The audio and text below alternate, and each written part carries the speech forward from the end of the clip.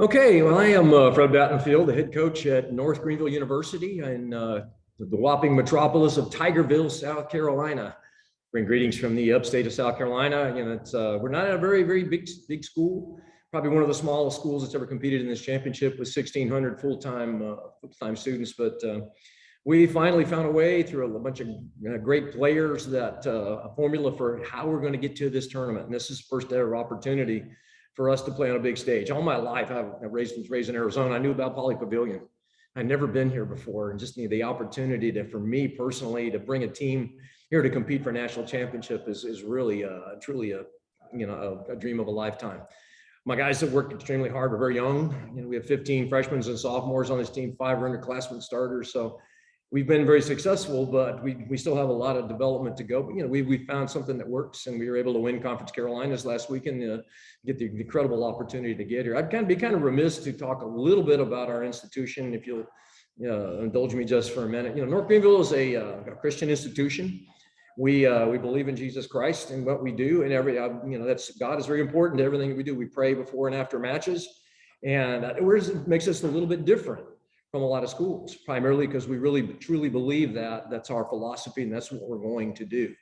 But that doesn't mean we're not going to go out and play some of the toughest volleyball you'll ever see. I mean, we're an interesting team. We're fun to watch, extremely fast. You know, we have a couple of very good players and good attackers. But you know, we found a way to put things together this season because we have a good team culture and a really good just an overall team. One guy's off the next night, we find another guy's hot.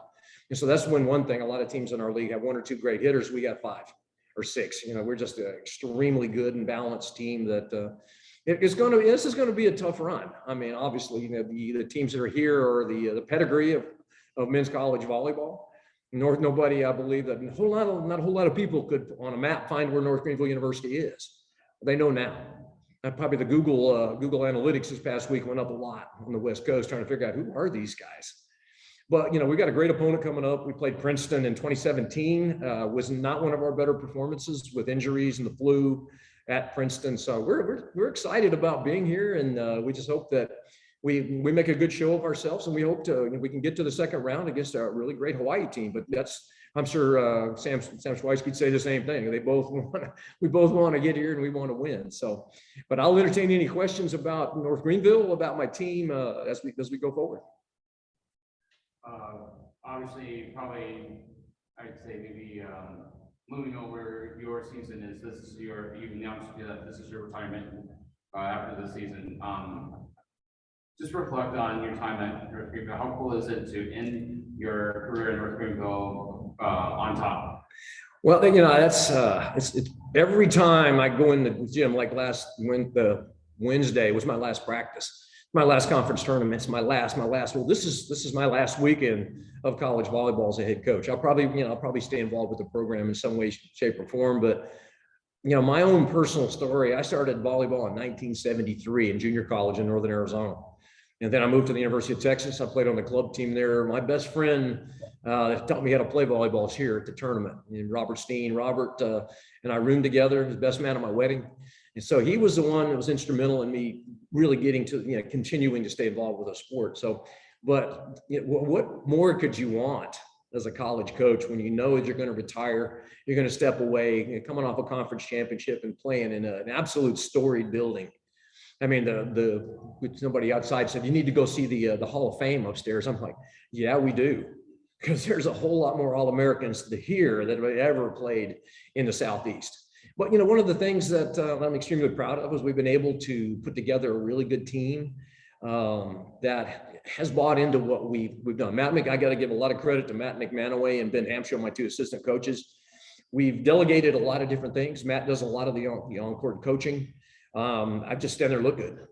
You know, I got advice from the Ohio State coach a couple of years ago when we played up there. He said, all you can do now is put the lineup in and cheer. That's about right.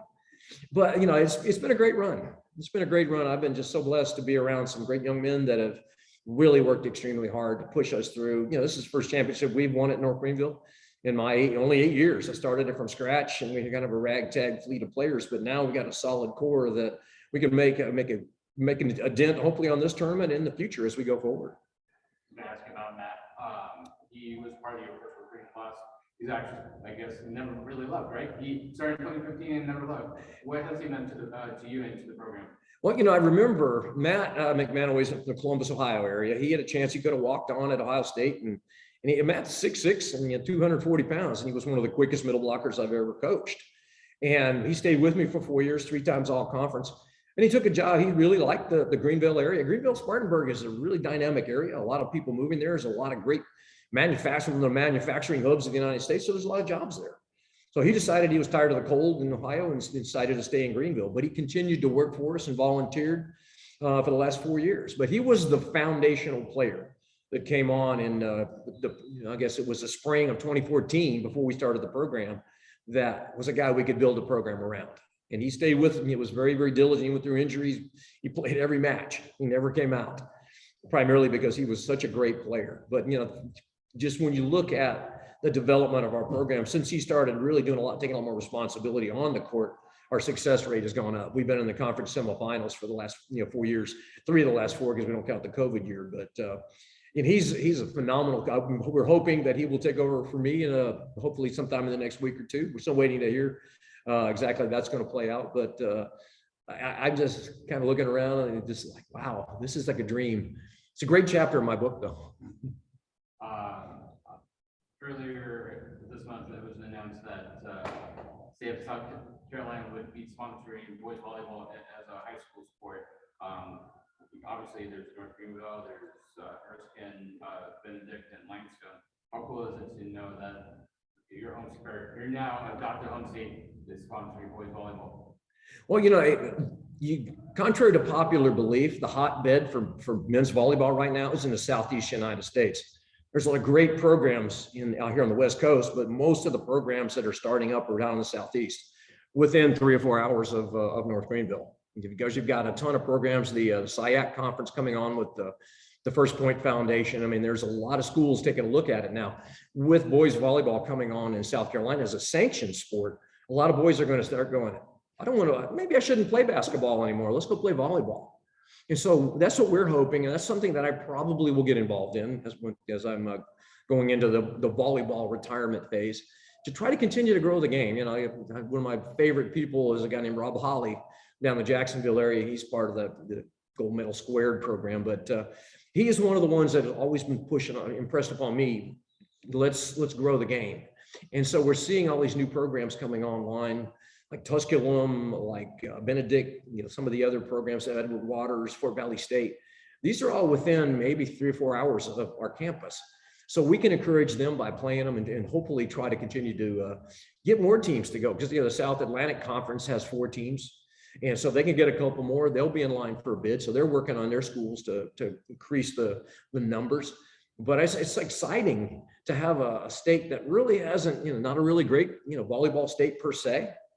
But when I started in 2013, there were like 6 boys in the entire Greenville area. Now there's 3 or 4 clubs. Now we have high school boys volleyball. So we're seeing a growth. And with that growth will become more and more teams will come online.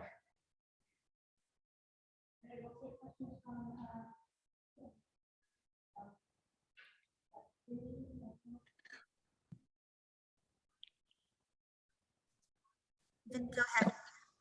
Oh, Coach, Vinny Lopes here from Off the Block. How's it going? Pretty good, Vinny. Good to talk to you. Good talking to you. Sorry if this question was already asked. I'm a few minutes late. I'll run laps afterwards, though. Make something up, something different. Yeah. So I know we talked earlier this week, kind of talking about the court, a little bit different arena setting than you guys are used to, just size. Your team's had an opportunity to kind of get in poly. How do you feel that they're adapting to the venue? Well, you could probably put our gym in about an 1/8 of Poly Pavilion. It's a very small, intimate gym. It's one of the things. I defy anybody in the country to go in there and try to beat us. I mean, it's home. It's different. We play a different style of game. We have to pass a lot lower. You can't launch balls like you can. And there's what's going to be the biggest challenge is for us to adapt to the depth on serving, balls going a little bit higher. But we've had some success in some of the bigger facilities in our conference. And so if we can get in there, a little while here and practice and get used to the what's between the lines, that's going to be the most important thing for us. But we've just demonstrated that we're not gonna back off on anyone. We're going to play hard. because we've got some guys that can hit the ball. I mean, we've got some great, two very good middle blockers. And as I noticed from off the block, Michael De La Cruz, a finalist for Player of the Year in Division II. That's impressive when you talk about little old North Greenville, but we've been able to put some really great volleyball players on the court, and we're blending them together, and we hope to see if we can make a little noise this weekend. Any other questions for Coach? Right, we'll have the players up shortly. Okay, all set? Oh, thanks, Coach. Thanks, Manny. Appreciate it. Thank you. Thanks.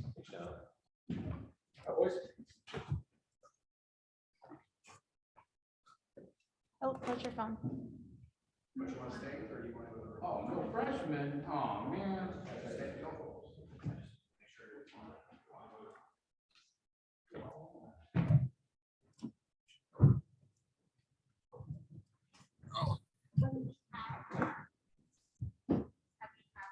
Yeah. Pass it around. Yep. Okay,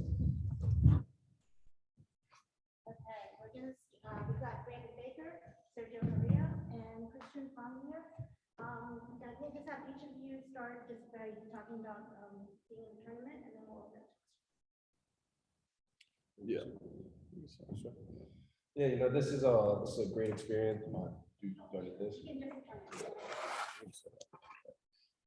This is a great experience for our team and our program. This is, something like we've never done before. We've never flown this far. We've never traveled this far. We've never played in a gym this big or this historic. So, at this moment in time, the team's really just taking it in, getting all the memories we can, but we're still ready to play and compete in this tournament. We have Princeton tomorrow, and we'll be ready to give everyone a good show for sure. Just coming out of what Brandon said, I think this is a great experience, and being here means that we won conference, and it's a reward for what we did. So it just feels great that we have the chance to play and show our skills nationally here. Yeah, like both of you said, it's just really exciting. I feel like we worked really hard to get here, and definitely feel like we can do something, possibly even be Princeton. Yeah. Question for Brandon. Historically speaking, the Conference Carolinas has probably not got the respect that it deserves. Do you wear that chip on your shoulder when you're going to play tomorrow? They're playing not only for your team, but you're playing for the conference?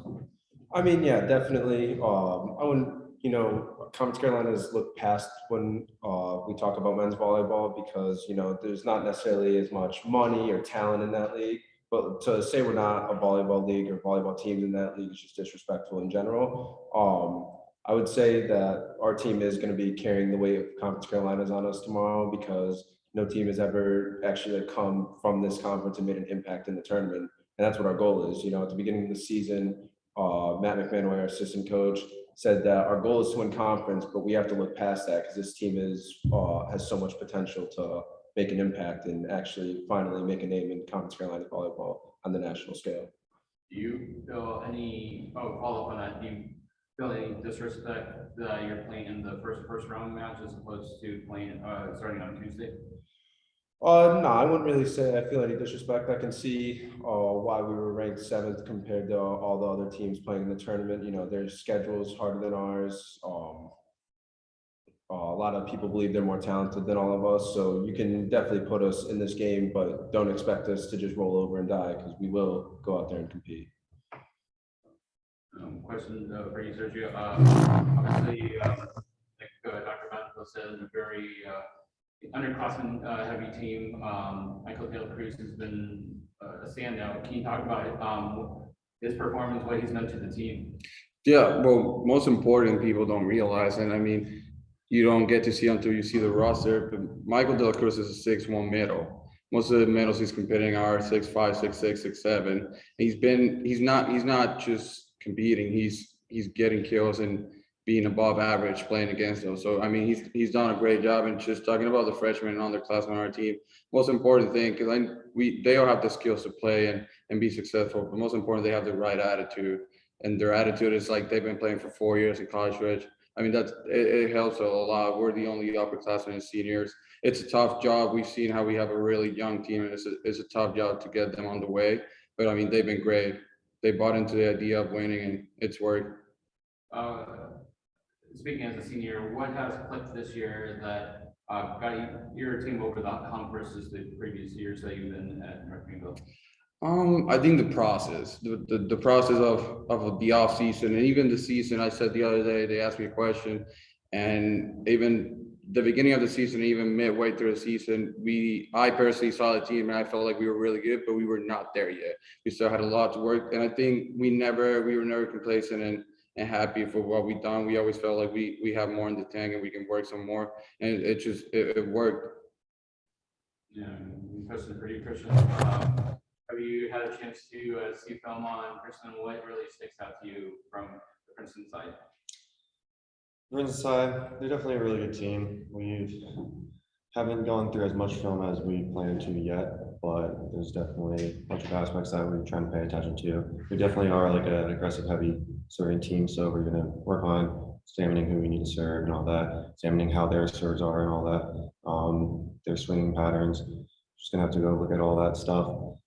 They definitely do look really good, but it's something very exciting at the same time to see that we can play at this kind of level.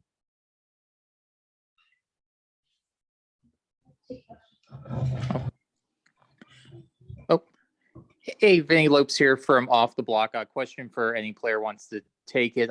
Princeton has yet to announce who their starting setter is going to be. We saw two of them play in their conference finals. Does that make it any more difficult game playing for opponent, not knowing who the starting setter is going to be that you're going to be going up against?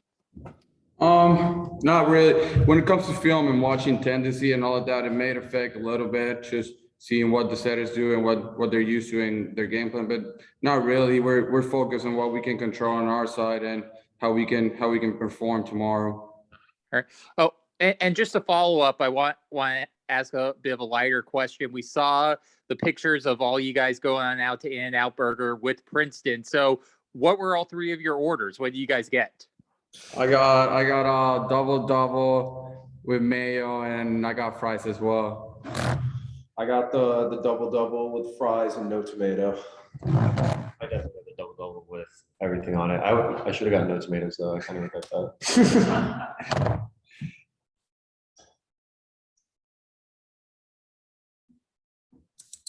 Any other questions? Nope, there's one. Go ahead, Brian.